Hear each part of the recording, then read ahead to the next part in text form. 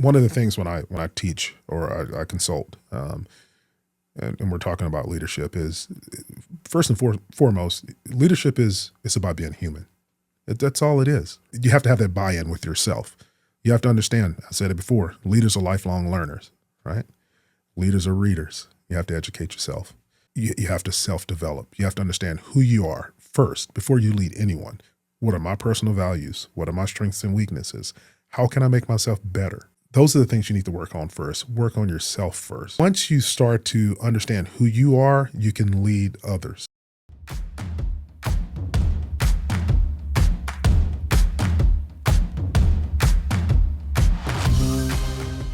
Most leaders will never have to make decisions where lives are on the line, but at some point, every leader will be tested, and how they respond will define who they are. Today's guest is Chief Damon Simmons, the Chief of Police in Liberty Lake, Washington, whose career has been built in the moments where leadership isn't theoretical, it's real, immediate, and carries weight most people will never fully understand. From serving in the Air Force to nearly 2 decades in law enforcement, Damon has learned what it takes to lead under pressure, build trust in both a department and a community, and carry responsibility that doesn't turn off when the day ends. In this conversation, we talk about leadership when it actually matters, the realities most people never see behind the badge, and what it takes to lead people through the moments that demand more than just words. Thank you so much for being here. And ladies and gentlemen, most leaders will never have to make decisions where lives are on the line, but I believe that every leader is eventually going to have a moment in their life where something that they do is a reflection of how they act and what they do. And today we're going to talk about what leadership looks like when it actually matters. Chief Damon Simmons, thank you so much for being here today. I am honored that you're here, and welcome to the Blue Side Podcast. Thank you. Thank you for having me. Well, okay, for everybody listening in really quick, how did you get to where you are as the Chief of Police of Liberty Lake, Washington? Well, yeah, that was 30 seconds. 30 seconds. Go. A little bit of a long road. I'm a veteran of the United States Air Force. I was in the Air Force just short of my 4-year commitment. Had to leave the Air Force due to a head injury, but that didn't hold me back. Immediately after being honorably discharged from the Air Force, I was employed with the Great Falls Police Department in windy Great Falls, Montana. Windy and cold Great Falls, Montana. That's another 30 seconds. Okay. And so worked there for 4 years and decided that I wanted to get to a place where there were a few more opportunities for me as far as career advancement and things like that. And so lateraled over to the Spokane County Sheriff's Office. Spent 18 years, almost 18 years at the Spokane County Sheriff's Office, did a variety of things, eventually promoted to the rank of sergeant. I was a patrol sergeant for approximately almost 5 years, and was made aware that the former chief, the outgoing chief At Liberty Lake, Brian Asmus, was going to retire, and several people wanted to know if I wanted to throw my name in the hat, and they thought I'd be a good fit. They had to convince me. I wasn't so convinced, wasn't convinced myself, but after some convincing, threw my name in the hat, and was blessed enough to get that appointment. I call it God's appointment. It's been great. Well, I do want to tap into that just for a second, because the selection process is difficult. Like it is not like, you're it. There were multiple candidates, and I'm sure your stomach was turning here and there, knowing whether or not you're the right. How did that affect you? Like, was it scary or was it an easy process? No, it was a difficult process. There was about a week-long process, several oral boards, and meetings with different committees and commissions and other leaders, law enforcement leaders.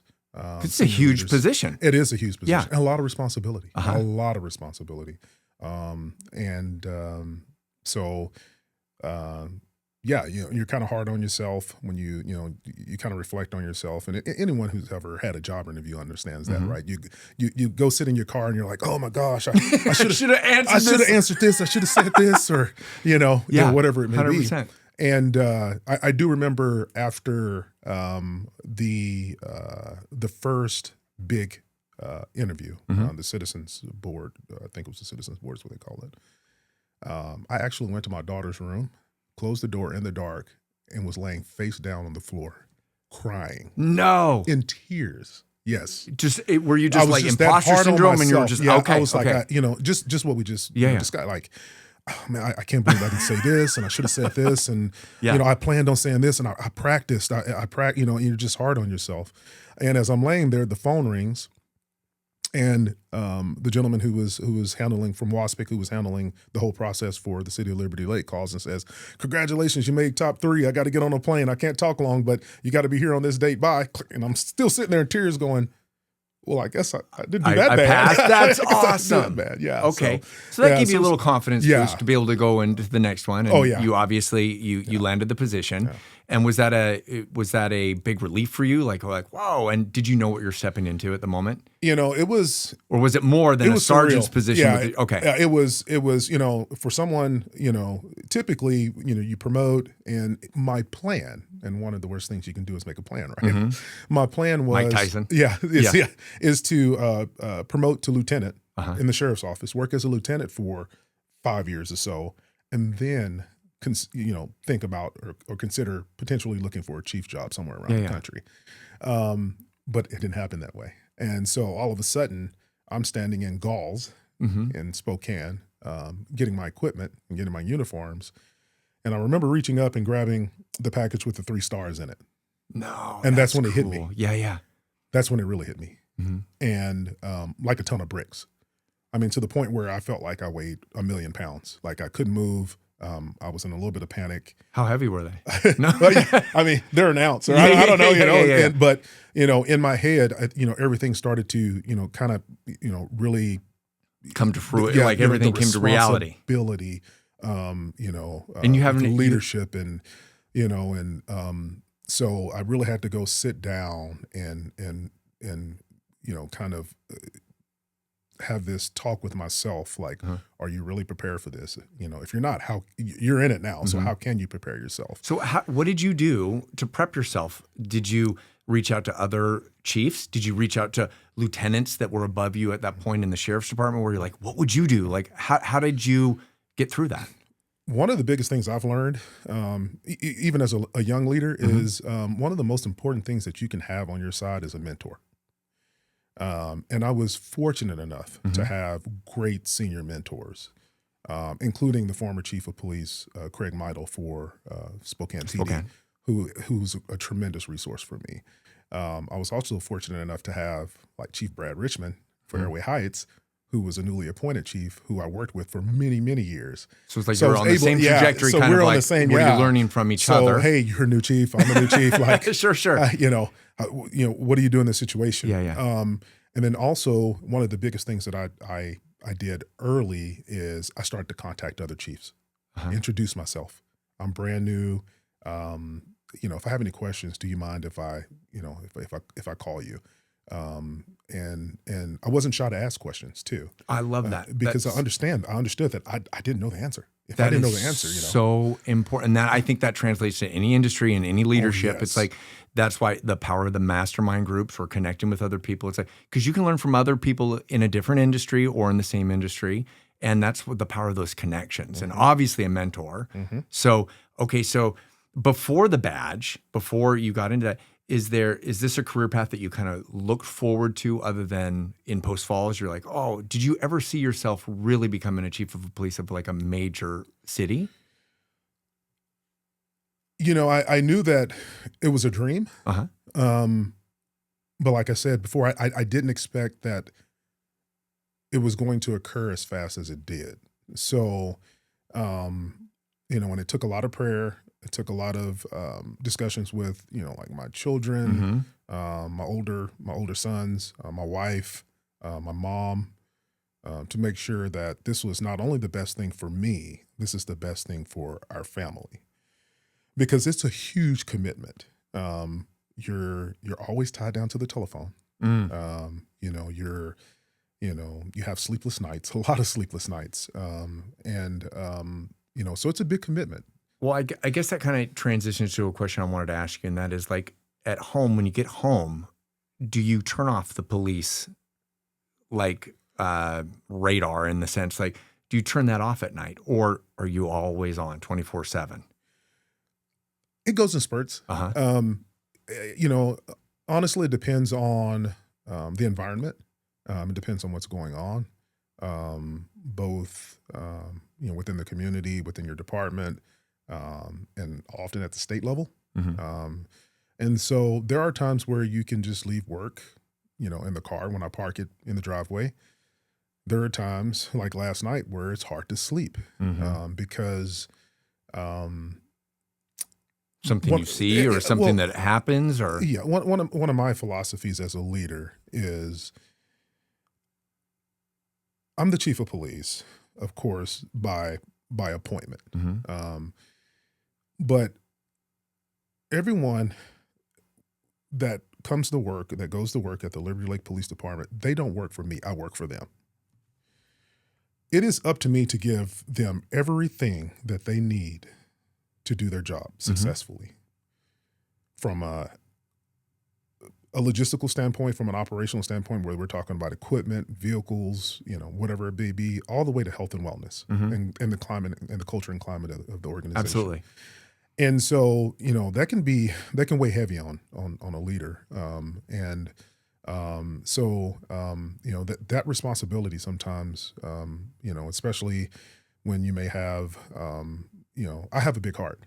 And so sometimes I will attest to that you are a good man and my kids love you and everyone in the community love you. So continue on, but I'm giving you a major kudo for that. Thank you.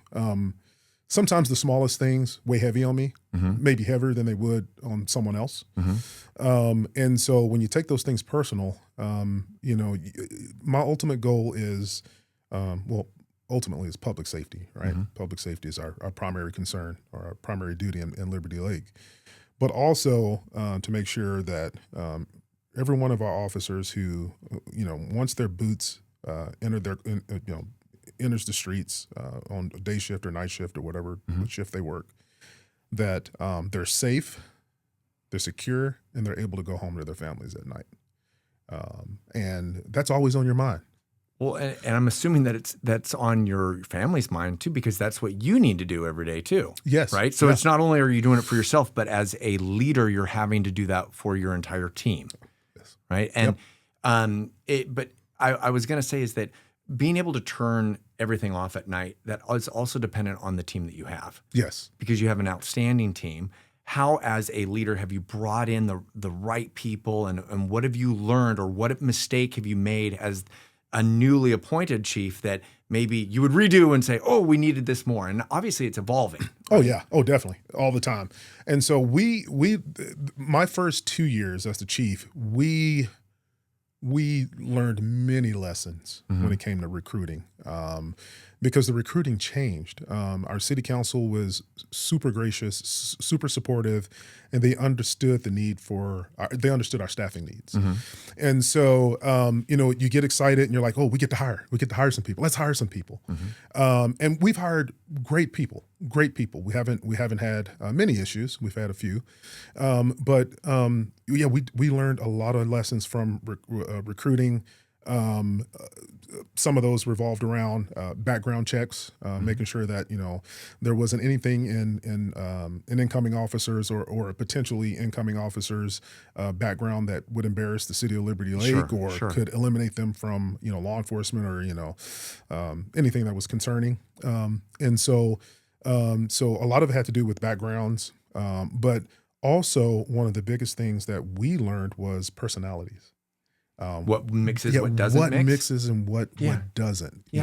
Bringing in people that were going to contribute to the organization, who were going to fit in not only to the organization, but the community, because we have a super supportive community and a unique community, and those people who wanted to come and be a part of the community. Because being a Liberty Lake Police Department member, you have to want to be part of the community, whether you live in Liberty Lake or not. And so I think we've done a fantastic job with recruiting, and the officers that we have are they're committed to the community, they're committed to public safety, and they just want to make a difference. Well, I love that, and you guys are making a difference, and ladies are making a difference.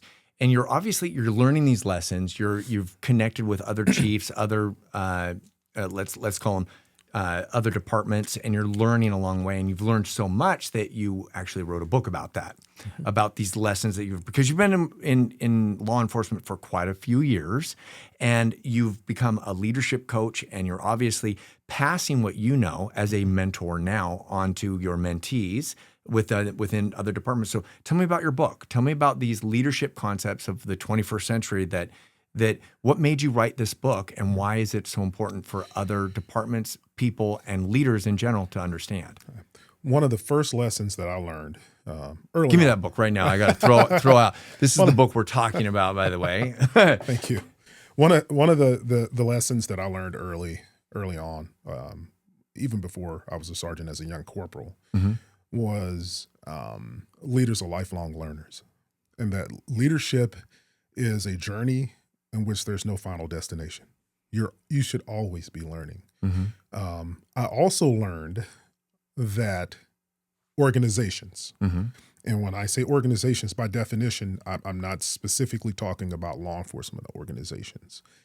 I've had many conversations with people in the workforce that aren't even government workers in the private sector, and one of the biggest commonalities that I've seen from talking to people is when we talk about leadership positions, period, right, in the workforce, government, private sector, whatever it may be.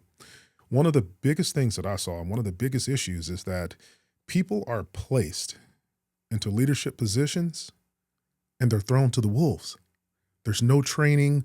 No one tells you how to be a leader. They don't differentiate the difference between leadership and management and supervision, delegation, sure. And so you're kind of thrown into this position, and it's scary. And in law enforcement, especially as a sergeant, I remember going through a week-long training, but that training was all managerial and supervision, supervisor type training. Not life is on the line, but leading, developing trust, followership, all those things that have to do with leadership, I had no clue about. And I remember my first night on patrol, and I had 15 deputies that I'm leading. Yeah. And I remember sitting there going, please, nothing go wrong. Please. No, exactly. You were reading my mind. Oh my gosh. Please don't let anything happen. Please. And a lot of it, a lot of things that I learned from making mistakes, and also learned through self-reflection. And I started to read leadership books. I started to go to leadership courses. I started to This is all on your own? All on my own. Okay, because you did not have a system or a process that the city or an organization gave. No. Is that a problem that you, through your experience with speaking to CEOs and outside of the public or in the public sector, is that something that you find a problem, that there's no written handbook of how to be a great leader? That is a very difficult question to answer, because what is the definition of a great leader? We have many examples of great leaders throughout history, but they're great leaders in their own right, like based on from historical context, what was happening at that time historically to make that person a great leader. Leadership, again, is all about trust and followership, and self-development. And for me, I wrote this book because of that I felt that there was some things that I wish I knew at the time that would lead me to learn more about. So I wrote this book. It's kind of like, hey, here are the basics. Here's some things that I'm going to try to provide you that might apply to, and it's up to you to learn more about these things. Sure. But also an introduction to self-reflection, which has been a tremendous tool for me. Moving forward, whether it's a 5 or 10 minute self-reflection after I made a decision, because sometimes that's all you have time to do. This is not in the dark crying. No, right? this is not in the dark crying. Yeah, this is a moment where you're taking a second to say, how did that go? Did I as far as communication, you know, did I communicate effectively? How can I improve? How can I improve the next time? And sometimes self-reflection is not just self-reflection. For me, sometimes I'll sit down with one of my lieutenants, one of my sergeants, deputy chief, or sometimes even an officer, and say, "Hey, honestly, how did I do? Is there anything that did I do okay? Is there anything I could do better?" And get that feedback from them as well. So that's part of self-reflection, in my opinion. Let me pause you on that, because that is very different. We're going to be right back after a word from our sponsor. After a car accident, insurance companies will take every shot they can to leave you with nothing. But at Dubin Law, the game isn't over until you get the money you deserve. So call Dubin Law and add us to your roster today.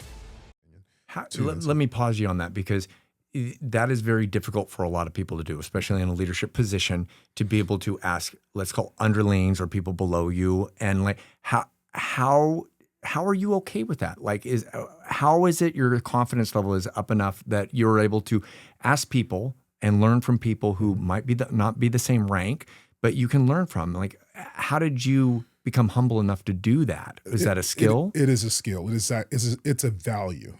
Humility is a value. And so if you understand that that's one of your values, I think it's easier to accept, but you have to practice that. And asking for feedback is almost as difficult as having a difficult conversation. Yeah.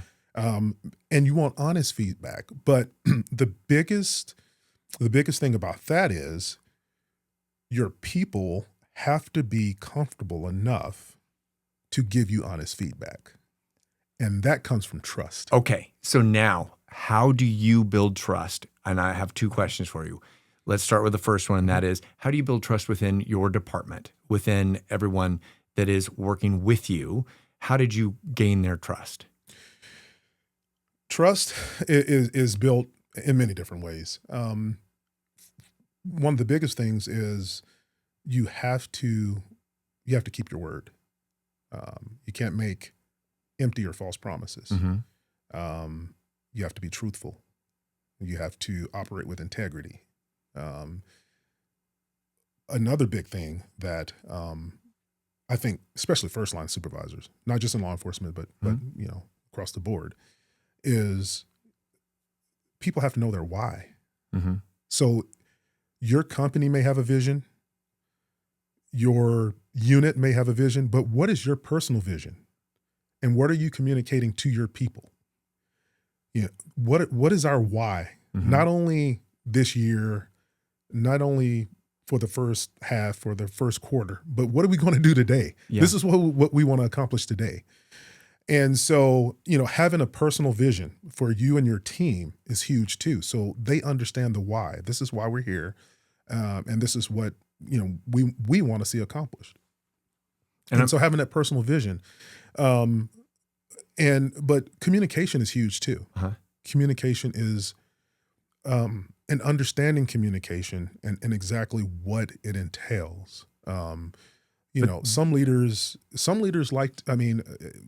I've seen it personally. Some leaders depend on emails, strictly for, all of their communication. Right. And it's like, well, and the only time that you see them in person, and you know, if you see them in person, this is probably not good, right? Yeah. And you don't want your people to look at you that way. Yeah. You know, all of that person's, his or her, their communication is through emails. And if you see them in person, it's going to be different. It's going to be different. It's Sure. not going to be good. And so, you know, be there for your people, be visible. It's a huge part of being of trust.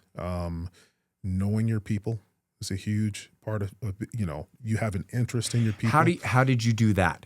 How do you get to know one of your officers? What do you do that is different than other people do? Do you want to know where I learned that lesson from? Okay. My barber. Your barber. My barber.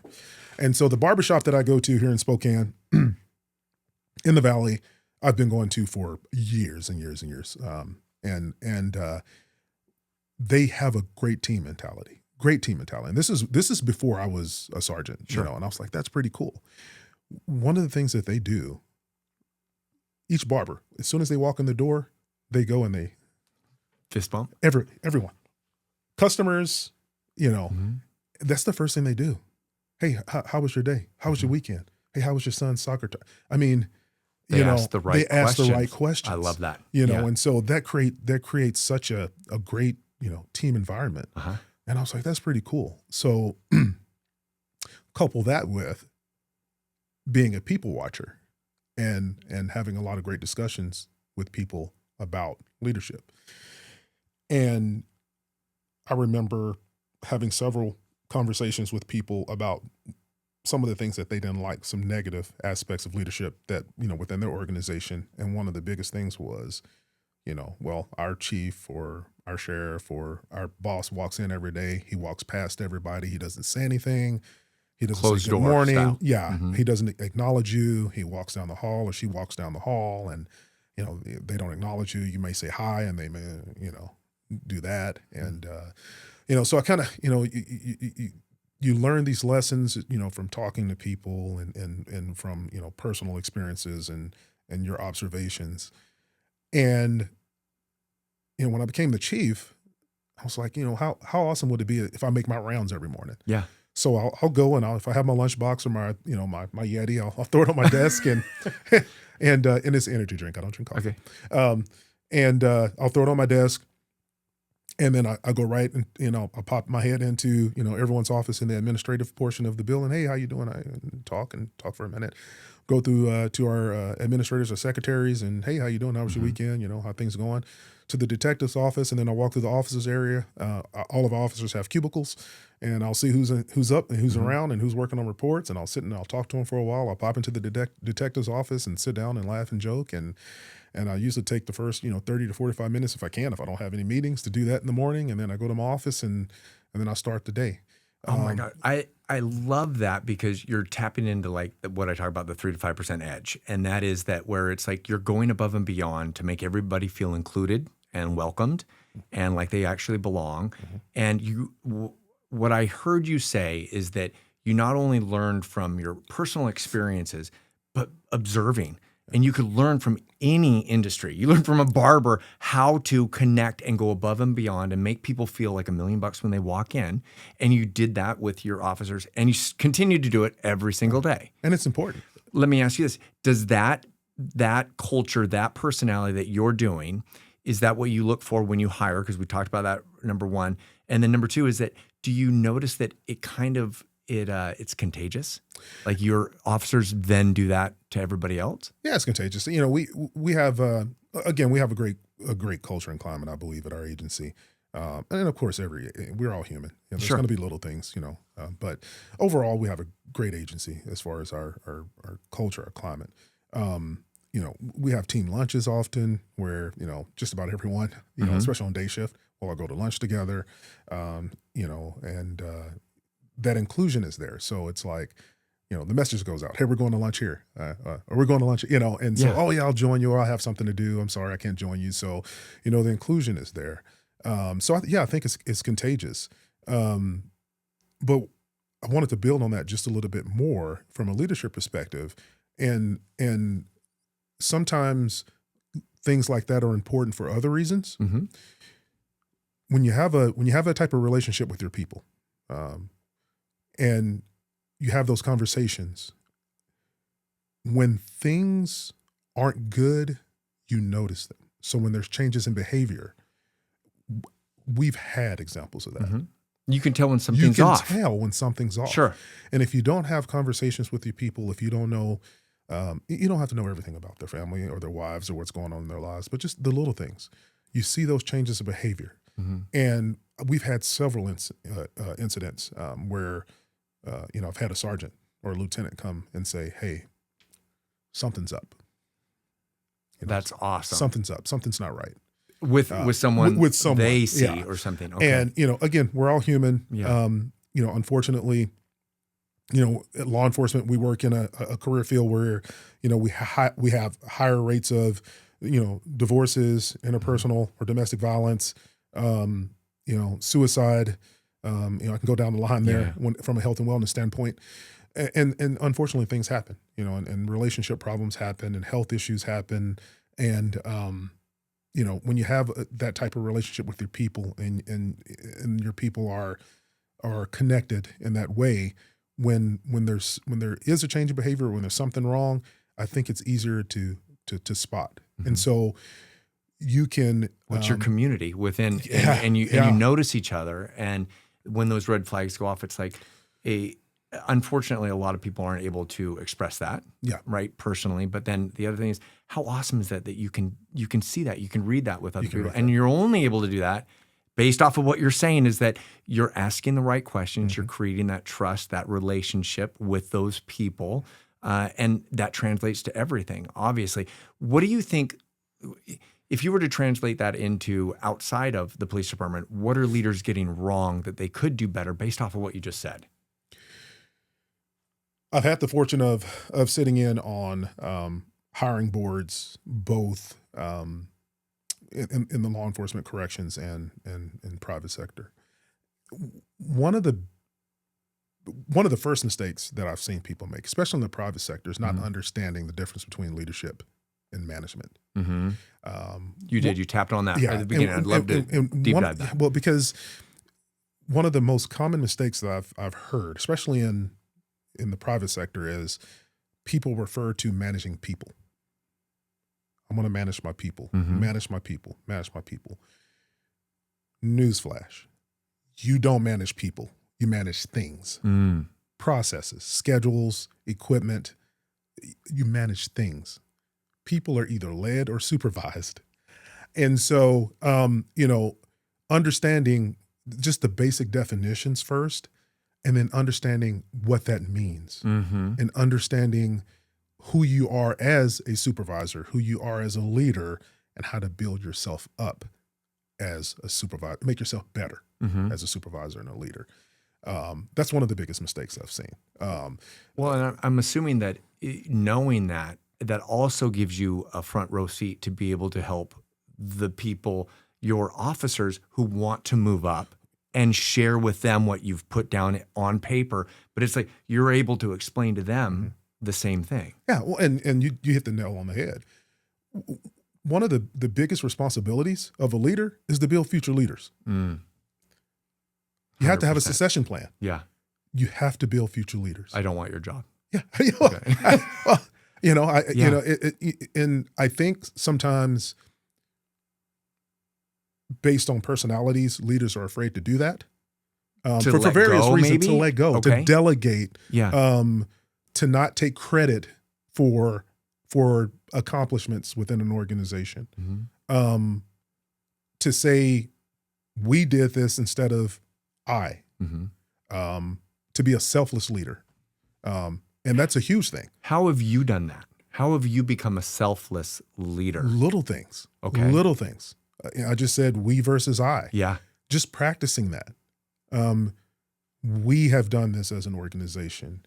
We are accomplishing these goals.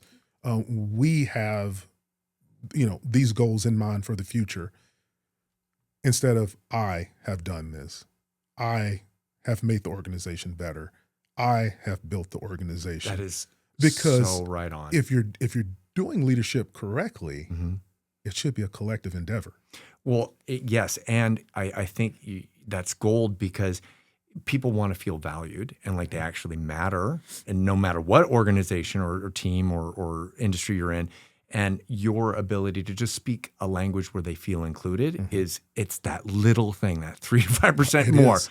And do you get comments all the time? Like, do people come up to you and say, you know what, that's what I needed to hear from you. That's what I needed to hear as you as a leader. Like, you really helped me with that. Do you get complimented on things like that as the leader? I don't look for compliments, so maybe maybe I don't notice. I know, we had a leadership team meeting last week, and from a team aspect, I gave some training on some leadership training. Some things that we went over, and the consensus was, hey, thank you, Chief. We really appreciate you bringing that up. Oh, see, that's awesome. We really need to hear that as a team, and we really need to work on these things. But, looking at the message from that meeting, that's a we versus I too. Yeah, 100%. Because you're learning too. Yes, these are the things we need to work on. Yeah, not you. we need to work on this. I'm going to fall on my sword and say, these are some things that I need to That work is on so too. rare, though. Yeah. That is so rare. And is that something that you learned in your military background, in your police background, where it was okay to fall on the sword? What's the worst thing that's going to happen if you take responsibility? You might lose your job, but like, where did you learn that? I think that came from my parents. I think that's, I shouldn't say I think. I can hear my dad now. My dad, who he's passed away in 2015, but you know, from the very beginning, he told me always take responsibilities for your actions. Don't make excuses. And he went to that old saying, excuses are like a you know what, everybody has one. Yeah. He reminded me of that all the time. Oh. And so don't make excuses. If you make a mistake, own your mistake. Love it's the that. best thing you can do. And he also told me that if you make one excuse, you're going to have to make another. And that excuse may turn into lies and, you know, all these things that sometimes you see happen, you know. That's funny that you say that because I remember as a kid hearing like, if you tell a lie, it's harder to keep track of your lies because then they have to compound. And it's like, just tell the truth. Just tell own the it. truth. It's easier. It is easy and it hurts and it's painful and it sucks. It's honor. But oh my gosh, that's so incredibly important. Yeah. I love that. But it's hard for some people. You know, we have a joke in law enforcement where, you know, they'd say, how do you know when someone's lying? Because their mouth is moving. And that's, you know, it's just hard for some people, you know? And so, but yeah, you know, as a leader, own your mistakes. And it's hard. It's hard as a young leader. I will say that part of self-reflection is understanding as you grow as a leader, that some of the things that you thought that you did right in the past, you realize weren't so right. There's a better way. There's a better way, or they were just flat out wrong. Okay. And so that's part of your evolution as a leader. And that's the importance of self-reflecting, because if you don't correct those behaviors, you can't make yourself a better leader in the future. Well, and those decisions when you're faced with the same problem in the future, you know how to better react to them or pivot or adapt. Exactly. I love that. Let's pivot very quickly back to another trust problem that I wanted to ask you on is how do we talked about building trust within your department. How do you build trust within a community that may or may not want to trust you? You know, that's hard. And I'm assuming that's a constant thing too. Yeah. So. You know, there's a combination of things. First and foremost, you have to be honest. Honesty is huge. You can't sugarcoat things. You have to be honest. You have to, and this is hard for some leaders. They avoid those difficult conversations. You have to be willing to have those difficult conversations. They may be uncomfortable. Sometimes things may not be what you want to hear, but you have to have those conversations. You have to also understand that your way may not be 100% the right way. And that trust may historically be based on a lot of fact. I tell people all the time that are non-law enforcement when they ask me about, you know, like the police reform laws in the recent past, community distrust of law enforcement, and, you know, in some parts of the country, maybe not. We don't experience it as much here, but in some parts of the country, it's pretty, you know, extensive. The people just don't trust law enforcement, and it's a very difficult thing to try to overcome. But I'm a realist, and I tell people that we are human, and as a profession, we've made a lot of mistakes. As a profession, historically, you know, we should own it, and I think we have owned it. But we're evolving. We are evolving, and you're willing to evolve, and we're willing to, and you're willing to fall on your sword. Yeah. You're willing to tell the truth, and it's like, and I think also what's important is that, and you hit on this at the very beginning, is that it's like you're doing this not only for your department. Your job is to make sure everybody is safe and has everything that they need, but then to come home safe, right? But then that's also for the community. It's like protecting and serving our community, and it's like in the end, you're there to protect and serve the community.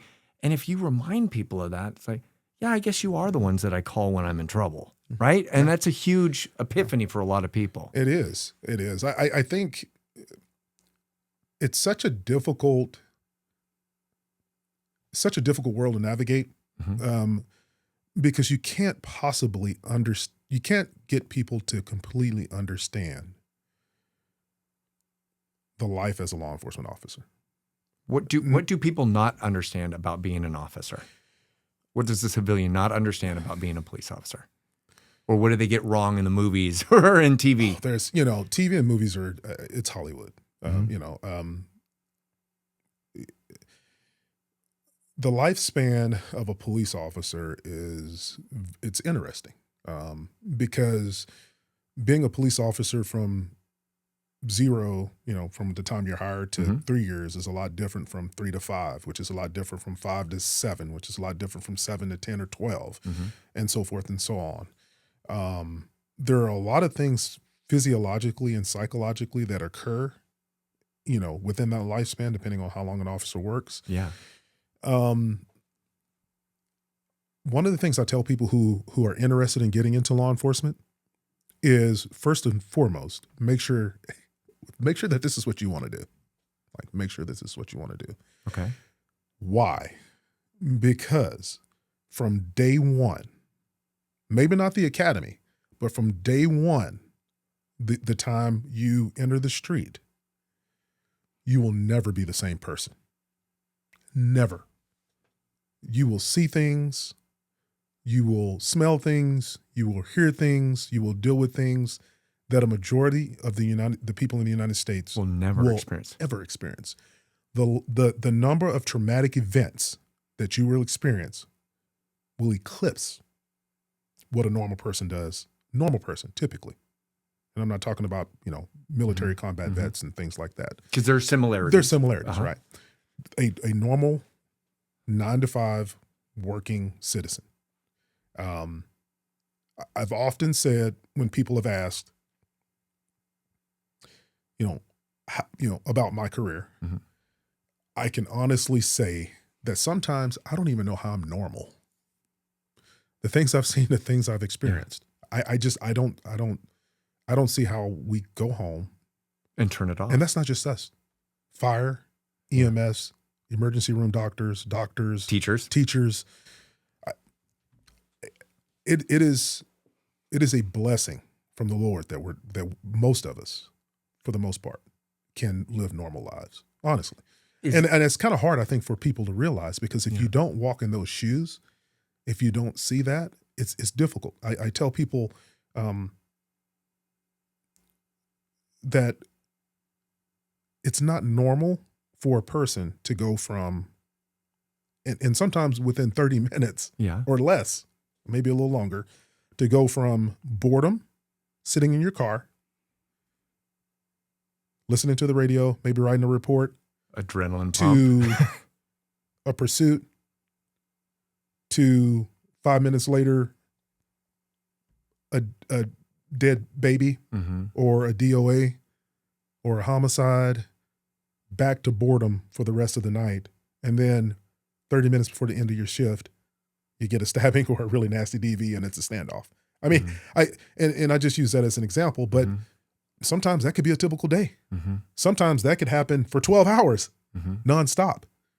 And so, those things start to weigh on you as an officer. And so, again, I always tell people, make sure that's, if you're going to enter this career, this is what you want to do. I can tell you, when I was a sergeant, I saw a lot of people entering, new hires, people new to the profession, enter the profession. And me as a supervisor, supervising some of these while they were in field training, getting a letter saying, "Hey, Sergeant, I'm sorry, I can't do this. I can't do that." We've experienced that from a lateral who worked at a really, really small department. And a lateral is when you're coming from one department he came from one department over to like another. a city to another city. Who came to work for our agency, who his wife says, I don't want you to do this anymore. This is a lot different than where you came from. Like, this is, and he said, I don't think I can do this. Wow. Just because it's busier, it's a lot different. How do you have that conversation with an officer that does come to you? Well, obviously you're open to it and you're like, that's difficult, but how does that conversation go? You know,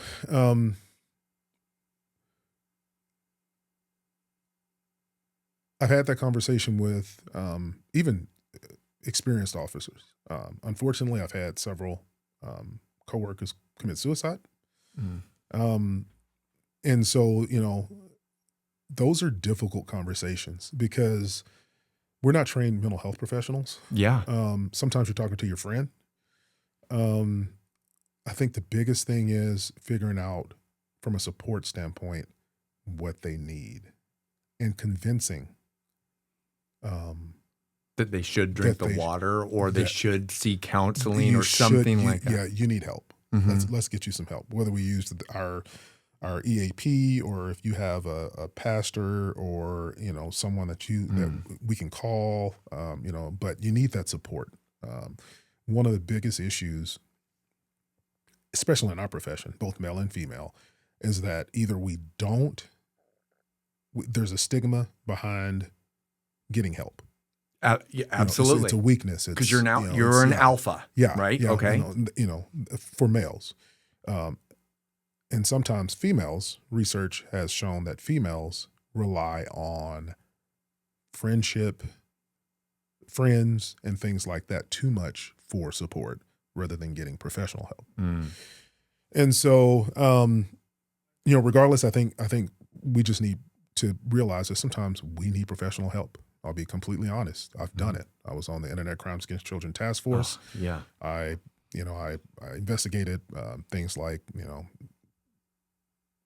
child pornography and human trafficking and child selling and buying and all these really bad things for about 7 years. It wasn't until I became the chief that it really hit me. And I had to go out and get some help for that. And so, because I think everybody pretends or thinks that you can compartmentalize everything and hold it back. And you talk about a profession where it's like every day you're filling that compartment, and it's like eventually it's going to start to bleed over. Yes, it's going to overflow. Yes, eventually it's going to overflow. And for me, it was waking up at about 2 a.m. with my eyes wide open, you know, going, oh my gosh, you know, like sweating. The memories came back, and it just wasn't good. So you provide help. You try to support to the best, and you understand that you're not a mental health expert, right? Exactly. But as a leader in a leadership role, your job is, what I'm hearing is being there and supporting, looking out for each other, and saying it's okay to go talk to other people, because you don't have the tools. It's just like the same thing with counseling for married couples or something like that. The reason you go to counseling is you don't have the tools to work it out, because something's wrong. Yeah. And so a third party might be able to give you the tools to help that you both can work on. Yeah. So one of the things that we've done is we currently have, from a larger health and wellness standpoint, we were awarded a health and wellness grant from Washington State. And so our officers, almost all of our officers, they get their normal medical and psychological needs and evaluations completed by physicians who only see emergency services. They understand the needs. They're experts, right? But we also have a mental health professional on standby who has responded to the agency, especially when we've had critical incidents, and is there for as long as we need them to be, so officers can go in and sit down and talk. And we're also right now in the talks, we have something in the works with another mental health professional who will be there for us, not only for that, but daily. I mean, he'll come in, he'll ride with the officers, he'll talk with you, he's almost going to be like, hopefully, like an employee, if you so to speak. That's awesome. And then just recently, we've been talking to a young lady who has an emotional support animal. Oh, cool. And so she came in to our officers meeting last week, and so we're just kind of so we're just trying to find anything that can help from a health and wellness standpoint. That'll help our officers stay healthy. Yeah. Both again, physical and mentally. 100%. Yeah. And obviously that translates to the attrition rate. And you had mentioned like let's not call the lifespan of an officer, but it's like, let's say it used to be 20 years. And I'm assuming that that's starting to shrink because the amount of pressure that's being put on the officers that your career in law enforcement might be. Is that going down? No, unfortunately, it's not going down. It's actually increasing, I think, in my opinion, and this is anecdotally speaking. And it's strictly because of financial reasons. It's people want to retire in a good position. Yeah. So they're working a little bit longer so that their retirement benefit is higher. And so, it's not uncommon now to have officers working 25, 30 years, whereas when I started at 20 years, it was gone, right? And there's nothing faster than that, right? Yeah. And so, there, I think officers are working a little bit longer, which, causes its own set of issues. Sure. Because they're working longer. What is something that you would want civilians to know? What's the best practice to defend themselves? Or what would you suggest them to do when they are in trouble? Well, the first thing is prevention begins with awareness. One of the biggest mistakes I think people in general make is that they don't follow their instincts. If something doesn't feel right, if something doesn't look right, they kind of ignore it. I don't know. And they continue on and then bad things happen, right?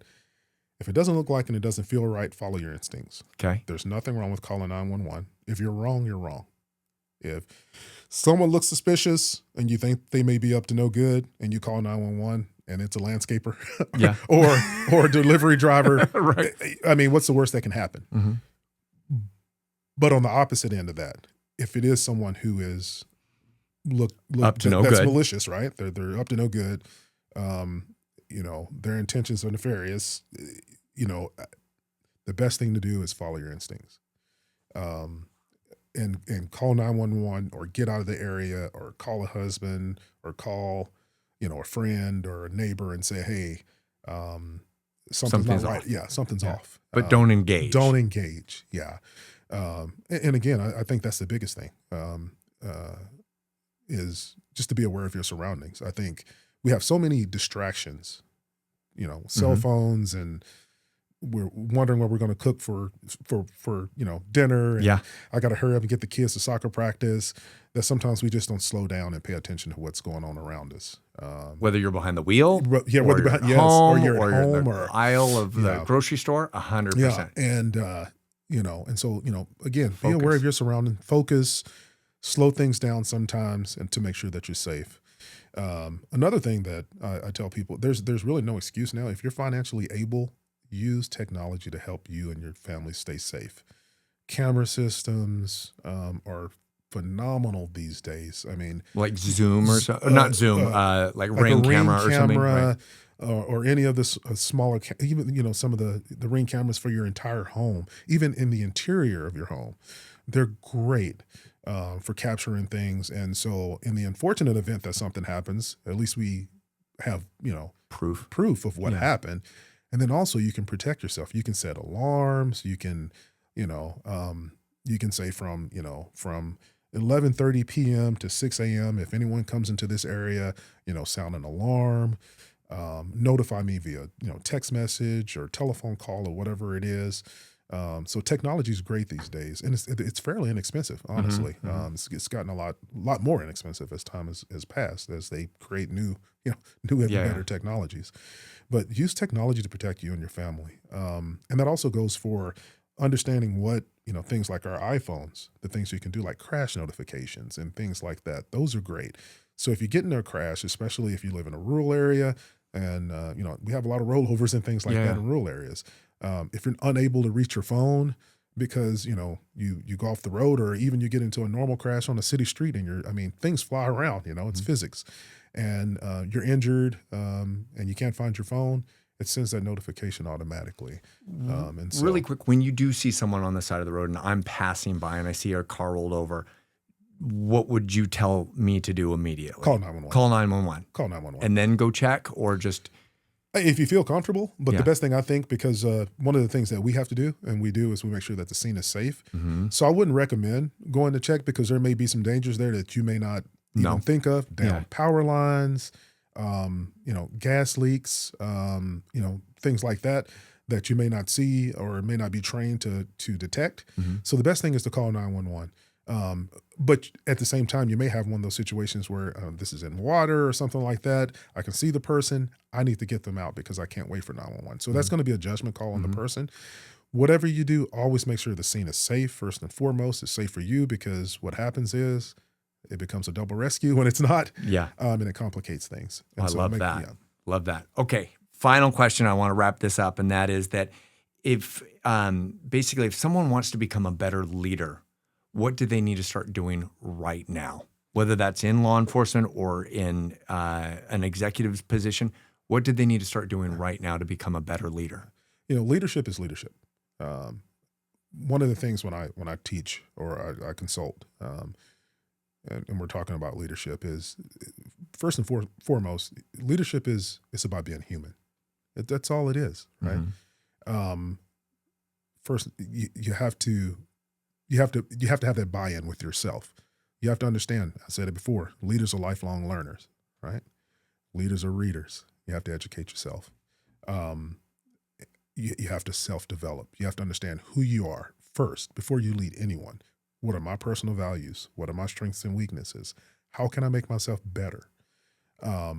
Those are the things you need to work on first. Work on yourself first. Once you start to understand who you are, you can lead others. You develop that trust. People are really good at detecting people who aren't genuine, and you can't be someone who's not genuine as a leader. So that's why it's best to understand who you are. Be yourself. Don't try to be bigger than yourself. Be yourself. And another thing is surround yourself with people who are mentors first and foremost, but understand that one of the biggest things that you can do as a leader is surround yourself with other leaders that will make you better, and understand that sometimes leadership's about having the right team. It's not just about you; it's about the right team. One of the best quotes that I think I've heard recently about leadership. I was sitting in on a city administrator's oral board, and an experienced city administrator, experienced veteran leader in the United States Air Force, and he says, "You know what the best day is you can have as a city administrator?" He says, "When you come to work and you don't know what to do, you don't know what's going on, and you don't know what to do. Why? Because all those people that you have in your chief of police, your engineers and everything, you have so much confidence in them and what they're doing, and what they're doing is correct, that you don't have much to worry about." And I think sometimes, especially in law enforcement leadership, you have to make sure that the leaders that you're appointing under you, and I hate using that term, under you, but you oversee or you're supporting, right? Subordinates are able to accomplish the mission, right? And you're able to delegate things to them, and you have confidence in them, right? You don't try to do everything yourself. Because no one can do it alone. No one can do it alone. I love that. Man, that's good. Okay, so you and I could talk for another 2 hours. I know it. And I have appreciated the fact that you have opened up a little door where a lot of people could maybe put themselves in your shoes and see a different perspective. But then the leadership skills and the lessons that you're bringing to the table are just phenomenal. And I think they translate to any industry. And you've hit so many nuggets. Where can people find out more about what you're up to, and where can they get your book? Of course, Liberty Lake Police Department is not very hard to find. You can always reach me at the Liberty Lake Police Department if it's law enforcement related, or if you just need assistance with anything. I'm always there for anyone. But also, my company is Leo First Line LLC, and I can be reached from that website, leofirstline.com, or my email address is dssimmons at leofirstline.com. Got it. And where can people get your book? Amazon. Amazon. Okay. And then really quick question. Is it true that you guys love donuts? Should people bring donuts to you guys and girls Here's a news for flash. Christmas? Cops will eat anything.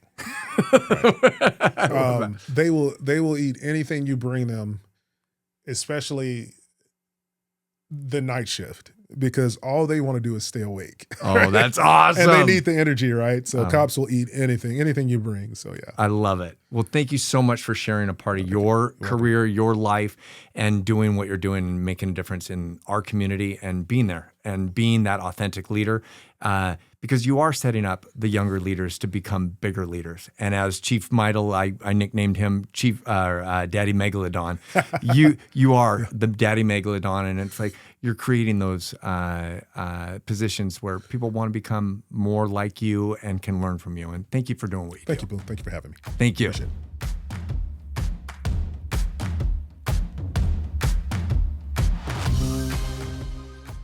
If this episode brings you value or you know someone who could benefit from it, the best way to support the show is by sharing and subscribing. It's completely free and helps us reach more people. And if you have any questions, feedback, or guests you'd like me to interview, drop a comment while you're there.